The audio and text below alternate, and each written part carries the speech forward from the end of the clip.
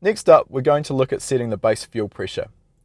As I already mentioned, this has a big impact on the injector performance and flow, as well as the injector data we need to enter into the ECU.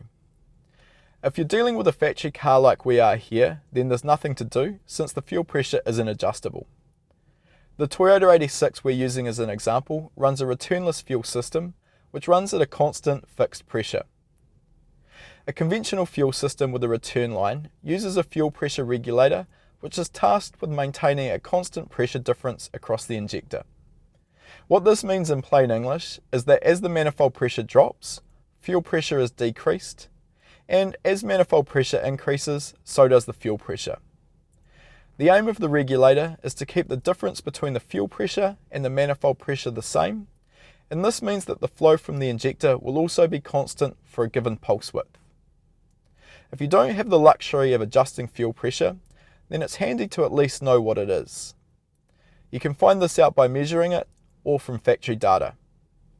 If you do have an adjustable regulator, we'll look now at how to set it. Most adjustable fuel pressure regulators have a simple locking nut and an adjustable screw that can be wound in to increase fuel pressure and out to decrease it. There is also a vacuum port that is referenced to the intake manifold so the regulator can do its job. Usually the regulator will also have a pressure port that can be used to connect to a fuel pressure gauge. Adjusting the fuel pressure needs to be done with the engine running to make sure the fuel pump is receiving full charging voltage. We also need to remove the vacuum hose from the fuel pressure regulator, and while setting the fuel pressure, it's important to blank this line so the engine doesn't have a vacuum leak.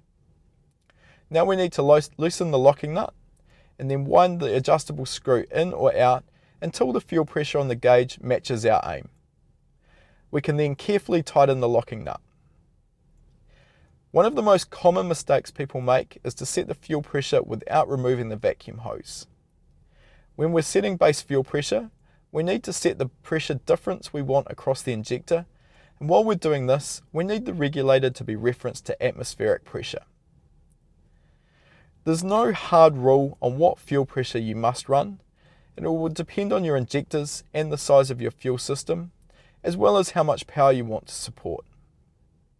As a guide, most conventional fuel systems with a regulator run at around 3 bar or 43.5 psi base pressure, while most returnless systems run at around 4 bar or 58 psi. So by the end of this module, you should be able to correctly set your base ignition timing, check for timing drift, and also set your base fuel pressure. We're now ready for our initial startup.